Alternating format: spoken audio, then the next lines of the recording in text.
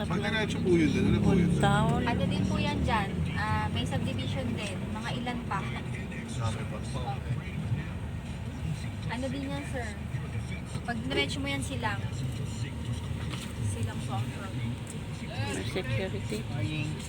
Bukas na ba doon? Tanong mo nga pa. Yan bukas doon ya. Ito na yung Old Town. Yes, welcome to Woodtown. Welcome to Old Town na guys. Mani, sa side muna kaya tayo. Kaliwa ka dyan. Tuturo ko muna sa kanila. Oops. Yung guard. Oops. Hanggang doon na tayo sa may ano, tuturo ko na lang sa'yo. So, ito po si Woodtown. May 5 phases po ito. Ito pong ano natin, location natin ngayon, phase 1. Tapos ngayon po, yung may track po na yon na may puno, phase 2 po yun. Pero si phase 1 and phase 2 po, not open for sale pa po. Uubusin pa po kasi ang phase 3, 4, 5.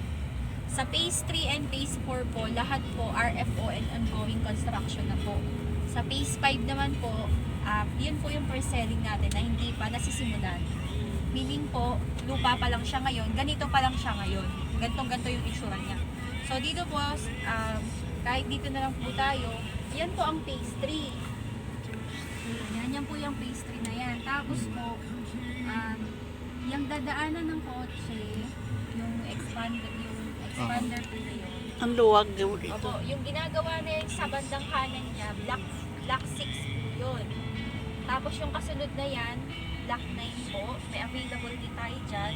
Tapos itong mga nakatambak na to, dito itatayo po yung court, covered court.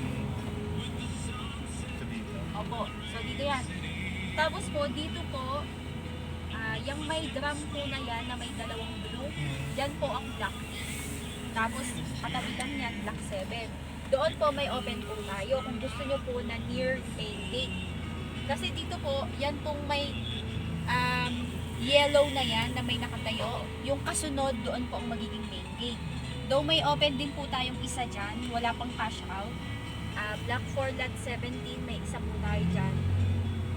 10 meter main road po yun, kaya maganda po yung location ng unit na yun. Kung mapapansin nyo po, nag-start na siya magdaan po, ayun po, nasa dulo. Pag ganun po, pababa. Mamaya sir, ituturo ko din sa inyo sa mapa yung mga pinagsasabi ko. Okay po. Pero at least po, nakita nyo po sa itatayo yung bahay. So, kung gusto nyo po na malapit sa main gate, I suggest po si Block 4, Block 6, Block 9, Block 8, Block 7. Dito lang po yun sa area na yun. Tapos ang amenities dyan lang din po sa yung may truck na yellow, Okay. tapat po niyan, yan po ang amenities. Kasi po hindi na po tayo pwedeng dumiretso dun sa loob kasi kailangan pag pupunta tayo dun, service ng developer. Pero may video po ako dyan sa loob na yan. Dun sa kanin. Wala po nakatira, ano? Ay, madami na ma'am. Sa loob. Ano po? Opo, sa loob po siya. Sa loob po may mga nakatira naman. Okay. Meron na po kaming client din kahapon nag-turnover ng unit. Doon po sa phase 4. Okay naman tubig. Ano to ma'am, tawag dito, mabilis lang po si developer, mag-construct ng unit. Yung ready for occupancy po natin, 3 months after the over. July po siya nag-reserve. July, September na turnover na po. Na loan approved na po kayo mag-unit. Pupunta po tayo ngayon sa model unit. Ayan po nakatayo na yan. Yan po sa model unit, papakita ko po sa inyo yung actual na turnover ng loob at labas ng unit. Yan.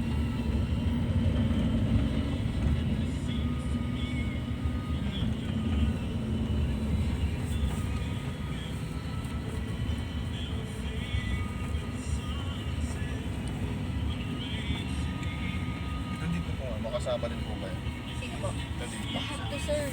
Ano to, tayuan ng bahay to pero hindi pa siya open ngayon sir. Baka pag nag-open, mas mataas na po yung price. Kasi alam niyo naman po, di ba?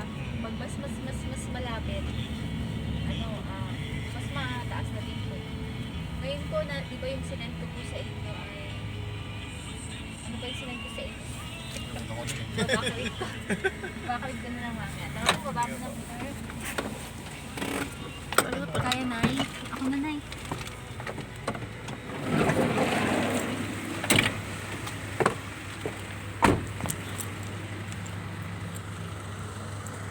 Oh.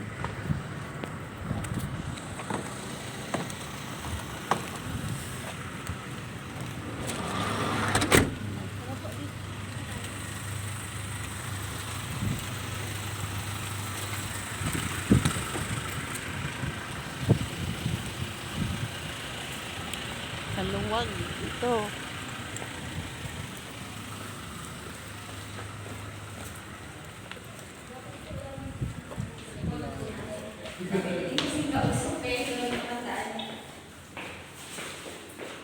Diyan po ba naman, ako si Odel, asawa ko po. So, pares po kami ahente. So, ano po, si Mami. Ano pong name ni Ma'am po? No. Bobby? No. Ano?